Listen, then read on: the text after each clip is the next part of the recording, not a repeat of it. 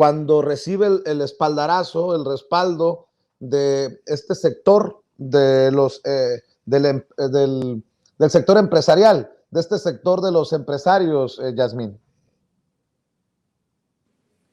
Justamente, es lo que te decía hace un momento, ¿no? Me parece importante resaltar que lo presentado es esa parte de una obligación, pues, del Ejecutivo, ¿sí?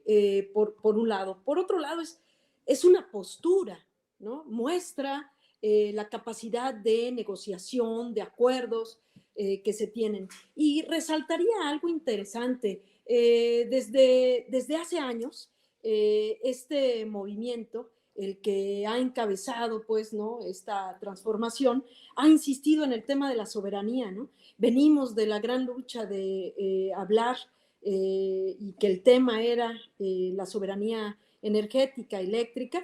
Estamos ahora hablando también de la importancia de la soberanía alimentaria y llevamos años, pues, o sea, ustedes recordarán, por ejemplo, que como movimiento, sin maíz no hay país, ¿no? Es tomar en cuenta esto, es parte de nuestra historia. Y retomaría también una frase que la resaltamos mucho en este movimiento y que tiene que ver con haciendo cada quien lo que le corresponde, ¿no? O sea, es decir, esto es un gran acuerdo que nos suma a todas y a todos, que toda la responsabilidad no cae solamente en el gobierno, sino también en los productores y también en los empresarios. Haciendo cada quien lo que le corresponde, este país puede salir adelante, este país realmente se va a transformar. Es decir, esto será real y suficiente, ¿no? Este paquete va a poder sostener en la medida también en que los productores estén dispuestos, ¿no?, a responder a esta convocatoria que hace también el Ejecutivo, ¿no?, desde el gobierno. Así es. Profesora, después de este acuerdo, ¿qué? Hay que barajearla despacio. O sea, hay un acuerdo, se plantean, se establecen objetivos, pero ¿y luego qué? ¿Cómo lo va a definir, a percibir, a digerir el mexicano de a pie? Pues mira, Yasmín comentaba algo muy importante. Todos debemos tener debemos tener conciencia de la función social que nos corresponde. En este caso, hablaba del problema internacional porque se está viviendo una crisis sin precedentes y es una crisis en la oferta, no en la demanda. De ahí que se dé este proceso inflacionario. Entonces, los productores nacionales, más allá de sus posicionamientos políticos, tienen que responder también a la lógica que están ahora ejecutando, ¿no? Porque ¿cómo vamos a abastecer la demanda que se presenta en este país si los circuitos comerciales internacionales, con esta lógica de liberar los capitales, ya se encuentra obstruida?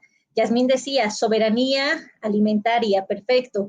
Y por eso es que ya quedó en crisis el modelo neoliberal, porque ya no podemos seguir importando. ¿Se acuerdan ustedes esta típica frase de ¿para qué producir si podemos importar más barato? Eso ya quedó en evidencia de que no se puede, porque China ha logrado ya ellos poder tener una dinámica económica al interior y vemos que las principales 5 cadenas productivas están vinculadas con China.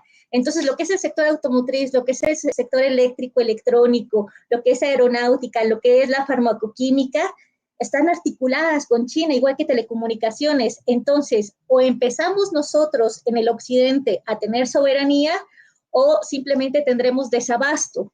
Y ahí es donde los productores se tienen que poner muy listos y decir, hay que echar a andar este proceso productivo que obstruimos a raíz de la década de los 80, en el cual en el marco de una apertura económica se dejó de privilegiar la política industrial, la política agraria en este país. En este momento no tenemos soberanía alimentaria, estamos importando gran parte de nuestros alimentos, pero nuestro país es uno de los más ricos, estamos cerquita del Ecuador, tenemos todos los climas, o sea, podemos producir las frutas, podemos producir los cereales, de aquí surgió el maíz que estaba mencionando la compañera Yasmín.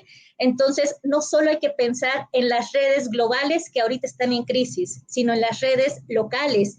Aquí en México se ha impulsado proyectos de cooperativa, que es de consumo local, estas cadenas.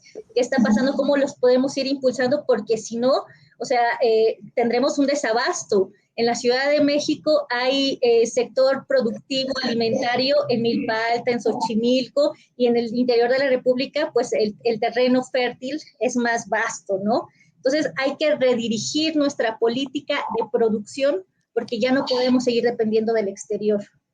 Oscar, ¿qué le faltó? Si algo le faltó a este acuerdo, bueno, que parece que se puede ampliar, se puede mejorar, se puede, no sé, perfeccionar.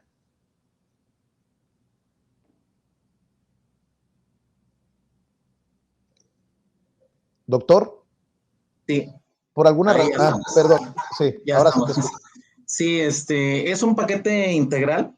Yo creo que sí hay muchos elementos, es decir, lo que es nuevo aquí, pues obviamente que es que está pensando en toda la cuestión de la producción a baja escala y por supuesto, pues también con los sectores de gran escala para que puedan consolidar una canasta de consumo que digamos que esté blindada frente a todos estos movimientos de los precios internacionales.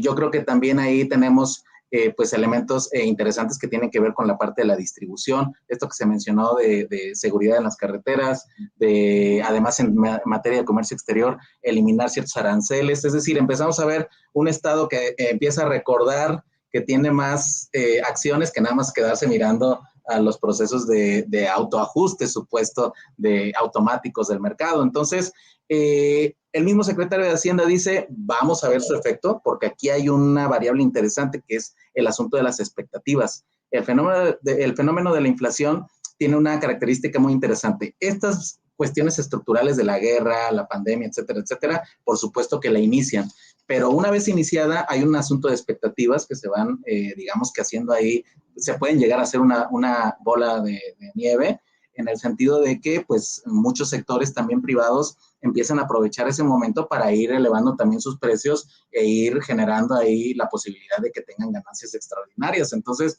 el acuerdo tiene como objetivo también frenar esta posibilidad, ¿no? Es decir, bueno, pensemos en el conjunto de la economía y no nada más las ganancias particulares.